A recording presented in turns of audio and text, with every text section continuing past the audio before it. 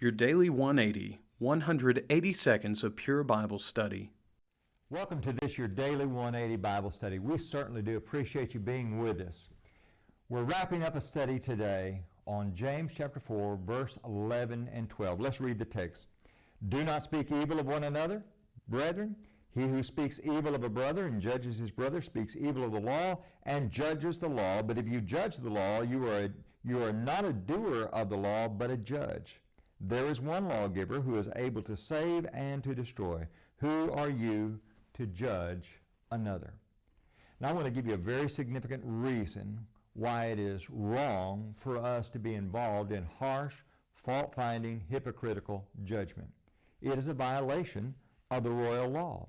Back in James chapter 2, verse 8, we're told, if you really fulfill the royal law according to the Scripture, you shall love your neighbor as yourself.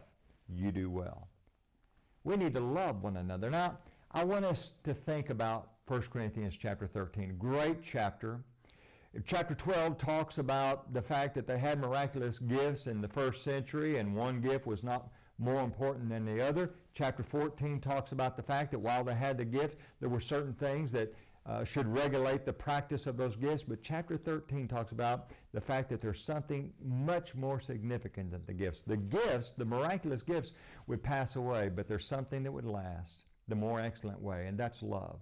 And I want to share a few verses with you from the English Standard Version, 1 Corinthians 13, beginning at verse number 7. The English Standard Version, I think, really brings it to life.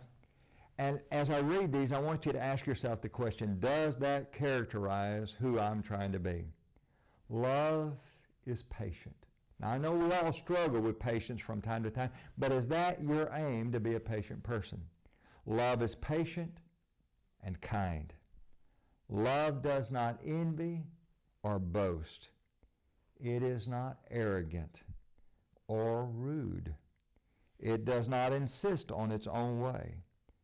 It is not irritable or resentful. It does not rejoice in wrongdoing, but rejoices with the truth. Love bears all things, believes all things, hopes all things, endures all things. The easy-to-read version states this in verse number 7. Love never gives up on people. Now I think that really captures something there. As we think about our relationship with others, we need to have the attitude, we're not giving up on someone else. We're not going to engage in slanderous speech. Join us again next week for your Daily 180 Bible Study.